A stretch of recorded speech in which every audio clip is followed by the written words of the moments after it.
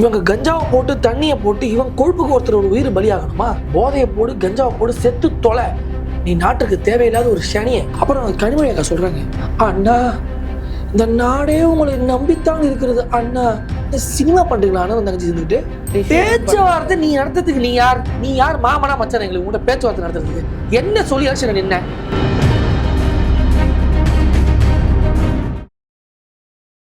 Reports now நேயர்களுக்கு வணக்கம். இன்று நம்மோடு இணைந்திருக்கும் சிறப்பு விருந்தினர் பாஜகவின் விளையாட்டு மற்றும் திறன் மேம்பாட்டின் மாநில பொறுப்பாளர் மற்றும் வழக்கறிஞர் திரு ஹரிஹரன் அவர்கள். திருவள்ளூர்ல மகாராஷ்டிராவை சேர்ந்த ஒரு நபரை அடிச்சு கொலை பண்ணியிருக்காங்க. அதுவும் போதையின் இதில் தான் இதை பண்ணியிருக்காங்க. இதில் என்ன விதமான ஒரு பிரிவினை சொல்லப்படுது அப்படின்னா, தமிழர்கள் வடமாநிலர் மேலே கை வச்சுட்டாங்க, அவங்க மேலே இருக்க வடமாநிலர் அப்படின்றவங்க மேலே இருக்க அந்த கால் புணர்ச்சினால பண்ணுறாங்க அப்படின்றப்போ இது அந்த மாதிரி பார்க்க வேண்டிய தேவையில்லை, அவங்களுக்குள்ள நடந்த ஒரு தகராறாக தான் இதை பார்க்க வேணும் அப்படின்ற ஒரு கருத்தை முன்வைக்கிறாங்க. ஆளுகிற திமுகங்கிற கட்சி அவன் தொடர்ச்சியாக செய்யக்கூடிய ஒரு வெறுப்பு அரசியல், மாற்று மொழிக்காரர்களை அவன் நடத்தக்கூடிய விதம், மாற்று மாநிலங்களை பற்றிலாம் அவன் பேசக்கூடிய ஒரு ஒரு நகைச்சுவையாக பேசக்கூடியது, அவங்களை கேவலப்படுத்த பேசுறது, அவங்கெல்லாம் ஒன்றுமே இல்லைன்னு சொல்கிறது, வட மாநிலத்தவர்களை கொச்சப்படுத்துறது, அவர்கள் பானிபூரி விற்க தான் லாய்க்கு, பான் பராக் விற்க தான் லாய்க்கு, இது போலலாம் ஒருமையில் பேசி இப்படி ஒரு வெறுப்பு ஒரு விதையை விதைச்சதன் மூலம்தான் இன்றைக்கி ஒரு வட மாநிலத்தினுடைய ஒரு இளைஞர், ஒரு சகோதரருடைய உயிர் இன்றைக்கி போயிடுச்சு. இன்றைக்கி உயிருக்கு மதிப்பில்லை, உரிமைக்கும் மதிப்பில்லை. தமிழ்நாட்டில் எப்படி மக்கள் வாழ்வது, நாமெல்லாம் எப்படி அடுத்த கட்டத்துக்கு இந்த நாட்டை கொண்டு செல்வது அப்படின்ற கேள்வியே ஆளுகிற தரப்படி நம்ம கேட்போமா மாட்டோமா? ஒரு தமிழ்நாட்டிற்கென்று ஒரு பழமொழியே இருக்குது, வந்தாரை வாழ வைக்கும் தமிழ்நாடு. நீங்கள் செத்து போச்சா? நம்மளை நம்பி தானங்க வந்தான் அந்த பையன், நமக்காக வேலை செய்ய தானங்க வந்தான். ஏதோ ஒரு வேலைங்க, it may be a very low work. நம்மளை நம்பி நம்ம மாநிலத்தில் வந்த ஒரு பையன் அந்த ட்ரெயினில் கண் கலங்கக்கூடிய அளவுக்கு நம்ம யோசிச்சா தோணுது. இப்படி இருக்கமா இப்படி குத்த வச்சு உட்காந்துருக்கான் அந்த பையன், குடிச்சு புட்டு கஞ்சா அடிச்சுட்டு கொழுப்பில் திமிரில் ஆணவத்தில் இவன் அழிச்சாட்டியம் பண்ணுறான், கத்தி எடுத்து சொல்கிறான். அந்த பாட்டெல்லாம் யார் எழுதுறாங்க தெரியல, சென்னையில் டன்னக்கான்னு ஒரு பாட்டியா கையில் நீங்கள் ஒரு பேனா வச்சுருந்துருக்கவங்களை பார்த்துருப்பீங்க, கையில் பர்ஸ் வச்சுருப்போம், பேனா வச்சுருப்போம், ஒரு பேக் வச்சுருப்போம், சம்திங். கத்தி அவன் விசிட்டிங் கார்டு மாதிரி சுற்றிட்டு இருக்கான் தமிழ்நாட்டில். அதுவும் அந்த கத்தியெல்லாம் நம்ம பார்த்தே இருக்க மாட்டோம். இது வரல எவ்வளோ பெரிய கத்தி பாருங்க அது. அந்த கத்தியை நிற்க வச்சா அந்த கை தூக்கிட்டு இருக்க அந்த பையனை எழுத்தான் இருக்கு அந்த கத்தி. அந்த கத்தியை வைத்து உட்கார்ந்துருக்கவன சீன்றான். அப்படி போய் சீண்டு போது நம்ம என்ன பண்ணுவோம், கத்தின்ற ஒரு ஆயுதத்தை வச்சு சீண்டா நம்ம சும்மா இருப்போமா? அவன் அப்படி விலகி போகிறான். அந்த பையனை துண்டா தூக்கிட்டு போய் இதே தமிழ்நாட்டில், இதுவே பீகாரில் நடக்கட்டும், யூபியில் நடக்கும்போது நீட்டி முழங்கி அப்படியே கர்ஜித்து குரல் கொடுத்து அவனுக்காக அவன் ஒரு தடவை மரணிச்ச அவனுக்காக 100 முறை இங்கே மரணிப்பாங்க. அப்படியே வார்த்தையாலே அப்படியே கர்ஜிப்பாங்க, அப்படியே அழுவாங்க. யூபியில் ஒரு பையன் இறந்து போட்டான்னா இங்கே 100 மீட்டிங் போட்டு அழுவாங்க. அதை நாங்கள் எப்படி வரவேற்கிறோமோ, அந்த யூபியில் ஒருத்தர் இறந்துட்டாரு, பீகாரில் ஒருத்தர் இறந்துட்டாருன்னா எப்படிலாம் திமுக அழுது அவர்களுக்காக நிற்கிறதோ அதை நாங்கள் மதிக்கிறோம். அதே சமயத்தில் தமிழ்நாட்டில் ஒருத்தர் இறந்துட்டான் அவன் பையன், அவனுக்காக ஒரு மீடியா, ஒரு கூட்டணி கட்சி, புரட்சி பேசுபவர்கள், இதே சினிமாக்காரங்க ஒருத்தர் துடிக்க ஒருத்தனை வெட்டி போட்டாங்களே ஏங்க, எல்லாத்தையும் விட்டுருவாங்க. அவன் இந்திக்காரன், அவன் இவங்க பேசக்கூடிய கொலோக்கியல் லாங்குவேஜ்லாம் விட்டுருங்க. அவன் மனுஷன் தானே, ஒரு மனித பிறவியே நீங்கள் அப்படியே நிலைக்குள்ள அளவில் எங்க கண்ணா பேர் கேக் வெட்டுற மாதிரி வெட்டுறாங்க. இப்படின்ற பொதுன்னு ரத்தம் ஊத்துது, நமக்கு ஈரக்கொலையே நடுங்குது. ஆமாவே இல்லையா? இதையும் நியாயப்படுத்த போறீங்களா? இதையும் உங்க அங்கொன்றும் இங்கொன்றுல சேர்க்க போறீங்களா? இன்னொன்று, அந்த பையனை வெட்டியாச்சு, அந்த பையன் மருத்துவமனையில் இருக்கான், அந்த புகைப்படமெல்லாம் வருது. நீதிமன்றம் அவர்களை கொண்டு போய் கொடுக்கும்போது ஒருத்தர் சிறாருக்கு அனுப்புகிறாங்க, சின்ன வயசு அப்படின்னு. ஒருத்தருக்கு உடம்பு சரியில்லைன்னு பெயில் கொடுக்கறதுக்காகலாம் செய்திகள் வருது. ரொம்ப வருத்தத்துக்குரிய செய்தி. காட்டு மிராண்டி இந்த கைவர்களை தூக்கில் தொங்க விடணும். இப்படிலாம் அராஜகம் பண்ணுவியா நீ? நீங்கள் கேட்கலாம், சார் ஒரு ட்ரெயினில் ஒருத்தர் அசம்பாவிதம் பண்ணுறான், அவனை கொண்டு போய் ரோட்டில் ஒருத்தங்க ஏதோ பண்ணுறாங்க, ஆட்சியாளர் வரலாம் போயிட்டீங்களே சார் அப்படின்னு கேட்கலாம். இதோட அடிப்படை என்ன? கஞ்சா. இந்த கஞ்சா எங்கே வருது? கஞ்சாக்கு மோடி தான் காரணமா? சொல்லுங்க. நம்ம ஆர்எஸ் பாரத்ல இருந்து எல்லாரும் வைக்கிறதே அதானே. குஜராத்துடைய துறைமுகத்தை தாண்டி தான் கஞ்சா. ஜாபர் சாதிக் யாருமா? ஜாபர் சாதிக்கும் பாரதிய ஜனதா கட்சி தொடர்பு இருக்கா? இல்லை நாங்கள் அவர் என்டர்டெயின் பண்ணோமா? ஹெராயின் வி, கொக்கைன் வின்னு சொன்னோமா? உன் கட்சியில் முக்கிய பொறுப்புல இருந்தோம் பூரா கஞ்சா வியாபாரி, ஆமாவா இல்லையா? இன்னைக்கு காவல்துறை அதிகாரிகள் என்ன செய்யறாங்கன்னு தெரியல. I'm not questioning them. At the same time கேட்குற ஒரு கேள்வி, இவங்க கஞ்சாவை போட்டு தண்ணியை போட்டு இவங்க கொழுப்புக்கு ஒருத்தரோட உயிர் பலியாகணுமா? இப்படி ஒரு சூழ்நிலை தமிழ்நாட்டில் நடக்கணுமா? பெண்கள் பாதுகாப்பு, இதுவரை நம்ம தமிழ்நாட்டில் பேசுறது பெண்களுக்கு பாதுகாப்பு இல்லைங்க, வெட்டுறாங்க, கற்பழிப்பது. இன்னைக்கு ஆண்களுக்கே பாதுகாப்பு இல்லை. அந்த பையன் இளம் வயசு பையன், அவனே பாருங்க அப்படியே படுத்து கிடக்குறான், என்ன பண்ணுறதுன்னு தெரியல. 5 பேர் மாற்றி மாற்றி வெட்டுறாங்க. அதில் வந்து ரன்னிங் கமெண்ட்ரி, ஏங்க அவனுக்கு எவ்வளோ ஒரு குரோத எண்ணம் இருந்தா வெட்டுறான், எல்லாம் சரிங்க, அதை ரீல்ஸ் எடுத்து போடுறான். நம்ம படங்களில் பார்த்துருப்போம், சில ஹாரர் மூவிஸில் இந்த கிராமத்து சப்ஜெக்ட் எல்லாம் ஓடுவாங்க, வெட்டுவாங்க, கும்பலாக நிற்பாங்க, இதெல்லாம் நம்ம ரீல்ஸில் பார்த்துருக்கோம். இன்னைக்கு ரியாலிட்டியில் நடக்குதே. இதற்கு பொறுப்பேற்ப வேண்டியது யாருங்க? ஒரு ஆட்சியாளர்கள். இந்த இரும்புக்கரம் ஞாபகம் வருதா இப்போ? எங்கெங்க போச்சு? இன்னொன்று, முதலமைச்சர் எங்கே போனாலும் நீட்டி முழங்குறாரு, ஜிடிபி பற்றி பேசுகிறாரு, டேட்டா என்சிஆர்பி டேட்டா பற்றி பேசுகிறாரு, நாங்கள் தான் நம்பர் 1ன்றாரு. நடக்கிறதுலாம் தெரியலையா? இல்ல நீங்க நடவடிக்கை எடுக்கலன்னு சொல்ல முடியாதுல்ல. அவங்க 2 பேரையும் கைது பண்ணாங்க. ஒருத்தர் ஏங்க ஒரு காவல்துறை கைதுக்கு காவல்துறை தேவையா? நீங்க அந்த வாதத்துக்கு வரீங்களா? ப்ரிகாஷனரி மெஷர் எடுக்கணும் இல்லைங்க. அசம்பாவிதத்தை தடுப்பதற்கு தானங்க லா அண்ட் ஆர்டர் இருக்கு. எல்லாம் நடந்து 10 பேர் செத்து போயிடுவான், அப்புறம் வந்து நீ அரெஸ்ட் பண்ணி அவனை ஜெயிலில் போட்டா என்ன, போடாட்டி என்ன? அதுல என்ன பயன் இருக்கு?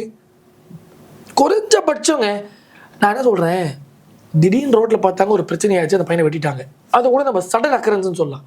ட்ரெயினில் பார்க்குறான், ட்ரெயினில் சீன்றா, ட்ரெயின்லேருந்து இறங்கி வரா, ட்ரெயினில் அந்த அருவா கத்தி வச்சிருக்கா, அந்த ஃபுட்டேஜெலாம் இருக்காதா? அவன் கூட்டிட்டு போனது, அவன் தர இழுத்துன்னு போனது, காவல்துறை அந்த ஃபுட்டேஜை பார்த்துருக்காதா? சிசிடிவி இருக்காதா? வெட்டி கிட்டி அவனை போட்டு கூறு போட்ட பிறகு அவனை ஆஸ்பத்திரியில் அனுமதிக்கிறீங்க, அவன் கவலைக்கிடமாக வர இன்னைக்கு மரணித்து போகிறான். இதை எப்படி பார்க்கறது? இவ்வளோ ஒரு மன உருக்கத்தோடு பேசுறதுக்கு காரணம், நேற்று மனிதத்துவமே செத்து போச்சுங்க. இவனுடைய அற்ப வெறுப்பரசியலுக்கும் இவனுடைய அற்ப ஒரு எப்படி சொல்றது, ஒரு கேவலப்பட்ட ஒரு நிர்வாகத்தில் சீர்கேடு தான் இன்னைக்கு இந்த அளவு கொண்டு வந்து விட்டுருக்கு. ஒருத்தன் எந்த விதமான பயமும் இல்லாமல், மேடம் ஒரு தப்பு செஞ்சால் அதுக்கான பிராயச்சத்தை பண்ணுவோம், நமக்கு தெரியுமா தெரியாதா? ஒருத்தன் கத்தி எடுத்து வெட்டுறான், அதை ஒருத்தன் கேமராவில் ரீல்ஸ் எடுக்கிறான், அதில் ரன்னிங் கமெண்ட்ரி ஓடுறான், மச்சான் மண்டை பொழுதுக்குச்சு மச்சான், மச்சான் கொடு நான் ஒரு வெட்டுறேன் மச்சான். இது என்னங்க? இது போதையின் இதுல வந்து அவங்க அதை பேசுறாங்க. இல்லைங்க, இது எந்த ரூபத்தில் போயிட்டு இருக்கு? பயம் இல்லையங்க. ஏங்க நீ போதையை போடு, கஞ்சாவை போடு, செத்து தொலை, நீ நாட்டுக்கு தேவையில்லாத ஒரு சனியை செத்து ஒழி. ஆனால் உன்னால பொதுமக்கள் பாதிக்கப்படுறாங்களேங்க. அந்த பையன் பாவம் ஒரு 500 சம்பளத்துக்கு வந்திருப்பான், இன்னைக்கு அவன் உயிரே போயிடுச்சுங்க. இதுவே ஒரு உதாரணத்துக்கு, நான் நடக்கக்கூடாது கடவுள் புண்ணியத்தில் இருந்தாலும் சொல்கிறேன், இதுவே ஒரு தமிழர் மாற்று மாநிலங்களில் போய் இது போல் நடந்திருந்தால் என்ன பேசியிருப்பீங்க? அதுவும் பாரதிய ஜனதா கட்சி ஆளக்கூடிய மாநிலத்தில் இது போன்ற ஒரு செய்கை நடந்திருந்தால் என்ன பேசியிருக்கோங்க மீடியா? என்ன பேசியிருப்பாங்க எதிர்கட்சி தலைவர்கள்? என்ன பேசியிருப்பார் முதலமைச்சர்? அதை வைத்து ஒரு 1000 மீட்டிங் போட்டிருப்பாரு. எல்லாத்தையுமே கமர்ஷியல், எல்லாமே பாலிடிக்ஸாக பார்த்தா பீப்புளுக்காக நீங்கள் என்னைக்கு தலைவரே இருக்கீங்க? ஆனால் ஸ்டாலின் அவர்கள் 2 நாள் முன்னாடி பேசின மேடையில் கூட அவர் சொல்கிற விஷயம் என்ன அப்படின்னா, அதிமுக ஆட்சி காலத்தில் பாலா பூச்சி இந்த தமிழ்நாடு, நாங்கள் வந்து 4 வருஷம் தான் துள்ளி குதிச்சுட்டு இருக்காங்க மக்கள் அப்படின்னு. துள்ளி குதிக்கிறாங்களா? எங்க இன்னைக்கு காலையில் அறிவாலயத்து வாசலில் தூய்மை பணியாளர்கள் துள்ளி குதிக்கிறாங்க, பார்த்தாங்களா? நேற்று செவிலியர்கள் துள்ளி குதித்ததை பார்த்தாங்களா? அதற்கு முந்தின நாள் ஆசிரியர்கள் துள்ளி குதித்து கொண்டே இருக்காங்களே, எல்லாம் படுத்து மயக்கடிச்சு கிடக்குறாங்க, பார்த்தாங்களா? ஒரு சிறுமிக்கு பாலியல் தொந்தரவு கொடுத்துருக்காங்க, அதை பார்த்தாங்களா? அந்த சிறுமி துள்ளி குதிச்சது பார்த்தாங்களா? இன்னொரு அம்மா கழிவறை தண்ணி நார்மல் தண்ணி குடிச்சு அதில் கழிவு கலந்து இறந்து போயிட்டாங்க, அதை பார்த்தாங்களா? எங்க துள்ளி குதித்தோம்? துள்ளி குதிப்பதை பார்க்கறது என்னத்த கடவுளே, கான்வர்சேஷன் கிரியேட் பண்ணுறது கூட கோவம் வருதுங்க எனக்கு. என்னத்துங்க துள்ளி குதிக்கிறது? என்ன வார்த்தை அது? அவன் துள்ளி குடிச்சு போட்டு குத்தாட்டம் போட்டுட்டு இருக்கான், அதை சொல்றாங்களா துள்ளி குதிக்கிறதுன்னு? பெண்கள் என்கிற வார்த்தையை சொல்வதற்கு திமுக அருகதை இருக்காங்க? இந்த 4.5 ஆண்டு நான் பஸ்ஸை கொடுத்தேன், உனக்கு 1000 கொடுத்தேன். உரிமைக்காக போராடும் பெண்களை தூக்கி உள்ள போட்டுட்டு இப்படி ஒரு உதாரணக்கூடிய ஆட்சியை எங்கேயாவது பார்த்துருக்கீங்களா? ஆனால் வெல்லும் தமிழ் பெண்கள் நடத்துறதே இந்த தமிழ்நாட்டில். அதில் வந்து பங்கேற்கும் பெண்கள் வந்து அவங்க என்னென்ன விஷயத்துல வந்து எந்த பெண் வென்றுட்டாங்க? வெல்லும் தமிழ் பெண்கள். எங்களை கொன்றது யார்? எங்களை கொல்லுவது யார்? இதுக்கு பதில் சொல்ல முடியுமா அந்த ஆட்சியாளர்கள்? அப்போ அந்த மேடையில் வந்து பேசுறதும் பெண்கள் தானே பலனடைஞ்சிட்டாங்க அப்படின்னு பேசுவாங்க. 1000 ரூபா கொடுத்தா பேசுவாங்க, 2000 ரூபா கொடுத்தா இன்னொன்னு பேசுவாங்க, 3000 கொடுத்தா இன்னொன்னு பேசுவாங்க. இலங்கையில இந்த நிலைக்கு தள்ளியது இந்த நாய்கள். இவனால தானே இந்த நிலையில இருக்கும். 5க்கு 10 கையேந்திர வேலை தானே இவன் ஆட்டை நடக்கும் தமிழ்நாட்டில். வெல்லும் தமிழ் பெண்கள். அந்த மாநாடுக்கு வந்த கூட்டத்தெல்லாம் பார்த்தீங்களா? யாரு பதில் சொல்ல முடியுமா? திமுக. எந்த வடமாநில பெண்களை கேவலப்படுத்துறாங்களோ அதே வடமாநில பெண்களை காசை கொடுத்து கொண்டு உட்கார வைக்கிறாங்க. பாவம் விவரம் தெரியாத பாட்டிகளையும் விவரம் தெரியாமல் எங்கள் அம்மா சித்திகளையும் ஒரு ஃபங்க்ஷன் நடக்குது, சும்மா வாங்கன்னு சொல்லி உட்கார வச்சு சேர் கொடுத்து ஸ்நாக்ஸ் கொடுத்து டான்ஸ் ப்ரோக்ராம் நடத்தி இவ்வளவு குரலை வித்தைகளுக்கு பிறகும் அங்கே கூட்டம் சேராத சூழ்நிலை. ஏழப்பட்ட மக்களை கொண்டு வந்து உட்கார வச்சுக்கிட்டு ஒரு சாரார் மகளிரை கொண்டு ரோட்டில் விட்டு அவர்களை அடித்து துன்புறுத்தி கொண்டு போய் கிளாம்பாக்கத்தில் இறக்கி விட்டு முட்டையை பிடிச்சி இழுத்து ஒரு பகுதியில் அப்படியே சரி உள்ளூரில் பண்ண அசிங்கமாடுன்னு சொல்லி கொஞ்சம் தூரம் தள்ளி போய் 200 கிலோமீட்டர் தள்ளி மகளிர் வெல்லும்னு சொன்னேன். இது எவ்வளோ பெரிய கேவலம் இது. இல்லை, பேச்சுவார்த்தை நடந்துட்டு இருக்க நேரத்தில் வந்து தூய்மை பணியாளர்லேருந்து எல்லாரும் பேச்சுவார்த்தை யார் நடத்தினார்கள் சொல்லுங்க. சரி, இன்னைக்கு அறிவாலயத்து வாசலில் இப்போ நடக்குதுங்க, படுத்து உள்றாங்க. பேச்சுவார்த்தை நடத்த கூட ஆள் இல்லைங்க. கைது பண்ணுறா, அரெஸ்ட் பண்ணி உள்ள வைக்கிறாங்க. இவர்களுக்கு உதவி என்கிற நேரத்தில் உதவியவர்கள் யார்? இதே செவிலியர்கள் கொரோனா நேரத்தில் நமக்கு உதவியார்களா இல்லையா? உதவினார்களா இல்லையா? இதே தூய்மை பணியாளர்கள் நமக்கு உதவினாங்களா இல்லையா? நமக்கு உதவியாக இருக்கும் போதெல்லாம் நம்ம ஊருகா மாதிரி வச்சுக்கிட்டோமே அவங்கள. இன்னைக்கு அவர்களுக்கு ஒரு ஒரு பிரச்சனை, நம்மளாம் வெகுண்டு எழுந்து வரணும்ல. நான் சொல்லவே இல்லையே, நான் இப்போ சொன்ன வேலை தரேன்னு. வெக்கமா இல்லை? தேர்தல் அறிக்கையில் நம்மளோட மென்ஷன் பண்ணி சொல்கிறோமே, வெக்கமா இல்லை? எங்கேயாவது எங்கள் தேர்தல் அறிக்கை தான் ஹீரோ, போன அறிக்கையே ஜீரோ. அடுத்த புது அறிக்கையும் போடுறதுக்கான கூட்டம் வந்து பண்ணிட்டாங்க. அந்த கூட்டத்துக்கு யார் தலைமை சொல்லுங்க? கனிமொழி அக்கா. கனிமொழி அக்கா அவுட் ஆஃப் ஜோன். எப்பவுமே அப்பா இல்லாத இடத்தில் அது லேடிஸ் வார்டு ஆனால் பண்ண நிற்க வைப்பாங்க. அப்படி ஒரு லெகசி தான் திமுக இருக்கே தவிர ஒரு பெண் இருக்காங்களா திமுக கட்சிக்குள்ள? இதே ஒரு வரலாறு கருணாநிதி காலத்தில் ஒரு அம்மையார் அவர்கள் அறிவாசான் அம்பேத்கருடைய பெயரை சொல்லி நிதி திரட்டி ஒரு பல்கலைக்கழகம் உருவாக்குறதுக்காக நிதி திரட்டுறாங்க. அவரை அமைச்சர் பொறுப்புலேருந்து நீக்கியவர் இந்த கருணாநிதி ஐயா. இதே திருட்டுக்காக மட்டும்தான் ஐயா கருணாநிதியினுடைய தேவை பெயரும் ஏற்கப்படும். உருட்டுக்கான பெயராக உதயநிதி அவர்களுடைய பெயர் ஏற்கப்படும். இதையெல்லாம் தாண்டி இன்னைக்கு ஸ்டண்ட்டுக்காக ஐயா ஸ்டாலினுடைய பேர் தேவைப்படுது. ஸ்டண்ட் அடிக்கிறதுக்கு ட்ரைனிங் வேணால் ஸ்டாலின் ஆகிட்ட கேளுங்க, வித்தியாசமாக பேசுவார். உருட்டுக்கான உதயநிதி பேச்சுகளை தொடர்ந்து கேளுங்க. திருட்டை எப்படி நவீனமாக செய்யணும் என்பதற்கு ஐயா கருணாநிதி அவர்கள் பேச்சையும் அவருடைய செயல்பாடுகளையும் மட்டும் பார்த்தால் போதும். இது ஒரு வரலாறாங்க. நான் என்ன கேட்குறேன், நீ மேடை போட்டு இதுக்கு எங்களுக்கு பாடம் எடுக்கிற? எங்களை பாடாப்படுத்துகிற படுபாவைகள் மேடை போட்டு இதுக்கு பாடம் எடுக்கிற? அப்படி இப்படி எனக்கு மூச்சு முட்டுது. எப்படிதான் இது? அப்புறம் கனிமொழி அக்கா சொல்றாங்க, அண்ணா இந்த நாடே உங்களை நம்பித்தான் இருக்கிறது அண்ணா. சினிமா பண்றீங்களா அண்ணா? தங்கச்சி சேர்ந்துக்கிட்டு நாடே நம்பி இருக்கின்ற தாயி இங்க நாடே வெம்பி கொண்டு இருக்கிறது. இது சூழ்நிலை தெரிதா இல்லையா உங்களுக்குலாம்? இல்லைங்க, ஸ்டாலின் அவர்கள் மேடையில என்னென்ன பெண்களுக்கு பண்ணியிருக்காங்கன்றது, மக்களுக்கு என்ன பண்ணியிருக்காங்க, நாங்க வேலை வாய்ப்புல உயர்ந்திருக்கோம் மத்திய அரசு சொல்லுது. அவங்க அரைச்ச மாவுல இருந்து 2 இட்லி ஊற்றி பார்ப்போம். நான் ஒன்று சொல்றேன் கேளு. மகளிர் உரிமை தொகை எலெக்ஷன் எப்போ நடந்துச்சு சொல்லுங்க? 4 வருஷம் 2021. இந்த மகளிர் உரிமை தொகை எப்போ கொடுக்கப்பட்டது சொல்லுங்க? ஒரு 2 வருஷம் கிட்டத்தட்ட ஆச்சு. காச்சா? அப்போ ஒரு இட்லி காலி, ரைட்டா? ஒரு மாவில் ஒரு இட்லி காலி. அடுத்த இட்லிக்கு வரும். அனைவருக்கும் இலவச பேருந்து, அனைத்து பேருந்தும் இலவசம். இப்போ என்ன ஸ்டேட்டஸ் அது? Only white board. ஒரு நாளைக்கு 4 பஸ் தான் வருது. நான் ஒரு நாள் ஃபுல்லாக வெளியே நிற்கவா? பெண்கள்லாம் ரோட்டில் நிற்க சொல்லவா? நிற்கிற நேரத்தில் ஒருத்தன் கஞ்சா அடிச்சு வந்து கை பிடிச்சி இழுப்பான். அப்புறம் அங்கே ஒன்று நீ வீட்டை பார்த்து போயிடுவேன். பெண்களை யார் பார்ப்பது? இந்த நாட்டை யார் பாதுகாப்பது? ஆவணவன குரல் வித்தை ஏன் காட்டுற? நீ பூச்சாண்டி வேலை ஏன் காட்டுற? பாரதிய ஜனதா கட்சி தமிழ்நாட்டுக்கு செய்த ஒரு தவறை சொல்ல முடியுமா நீ? இப்போ இந்த 100 நாள் வேலையை எடுத்துக்கிட்டான். எஸ்ஐஆர் 100 ஒரு 1000 மீட்டிங் போட்டியே. இதே எஸ்ஐஆர் யார்? அந்த சார் அந்த கேள்விக்கு பதில் சொல்றது கேள்வி. இந்த எஸ்ஐஆர் பற்றி பேசு, வாயே திறக்க மாட்டான். கல்லூடி மங்க, கல் நெஞ்சக்காரன், கயவன், திருட்டு பயலு. இவன் மீட்டிங்கை போடுவான், இந்துக்களை அசிங்கமாக பேசுவான். ஆனால் ஒரு கோபத்தின் வெளிப்பாடு மக்கள் இந்த ஆட்சியாளரை பற்றி கேவலம் பேசினா அவங்க அரெஸ்ட் பண்ணி கேஸ் போடுற. இப்போ நீ பேசுறது சரியான பேச்சா? நீ மட்டும் வாயை திறந்தா என்ன வேணா பேசலாம். உன் வட்டச்செயலர் பப்ளிக்ல வந்து அசிங்கமாக பேசலாம். நீங்க மேலே உட்காந்துக்கிட்டு மந்திரின்ற பேர்ல பெரிய இது மாதிரி பேசுவீங்க. ஒரு சாமானியன் வெகுண்டெழுந்து கோபத்தில் பேசினால் உன்னால் அதை பொறுத்து கொள்ள முடியலையே மேடம். எல்லா கதையும் விட்டுருவோம் மேடம். எல்லா ஆட்சிகளிலும் எல்லா மாநிலங்களிலும் சிறு சிறு போராட்டங்கள் ஆர்ப்பாட்டங்கள் இயல்பு. அதையாவது ஒழுங்காக நடத்த விட்டு தொலைய சனியை பிடிச்சவங்களா? பிடிச்சி ஏத்துற, தள்ளுற, பஸ்ஸை பிடிச்சி இடிக்கிற.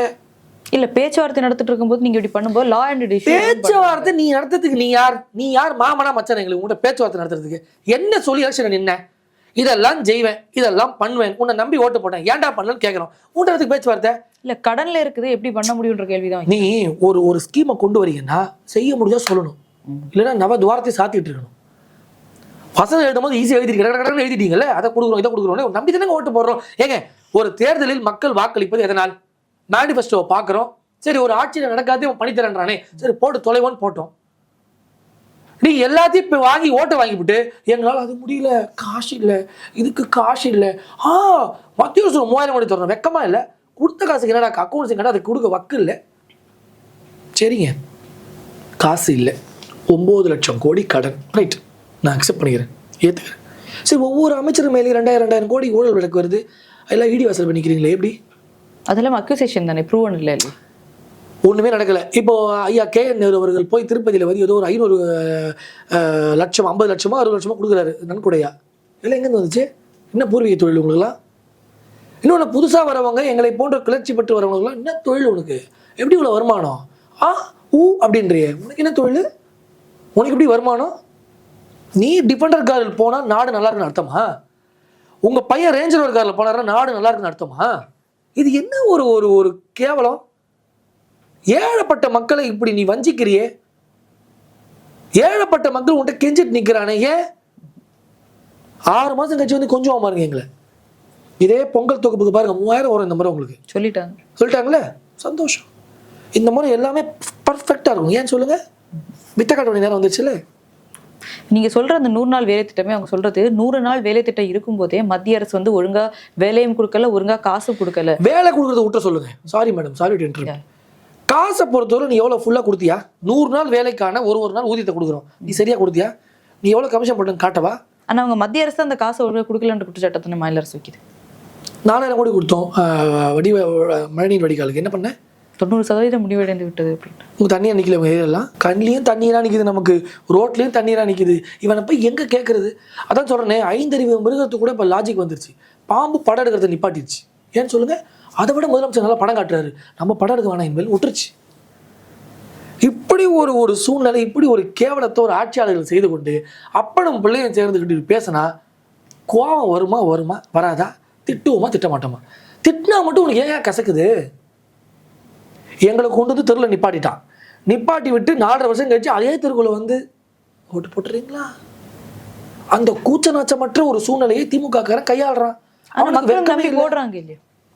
இந்த கேள்விக்கு தான் இது ஒரு $1 மில்லியன் கொஸ்டினா இருக்கு. யாருமே பதில் இல்லை. எப்படிடா குரலி வித்தையும் ஒரு கேக்பாரித்தனமும் செய்த ஒருவன் மீண்டும் மீண்டும் வந்து உடனே கை கூப்பிட்டு நிற்கிறா, அவனை பார்த்து ஓட்டு போடுற உடனே கால் விழுவான், அந்த நேரத்தில் ஒரு 1000 ரூபா கொடுப்பான்.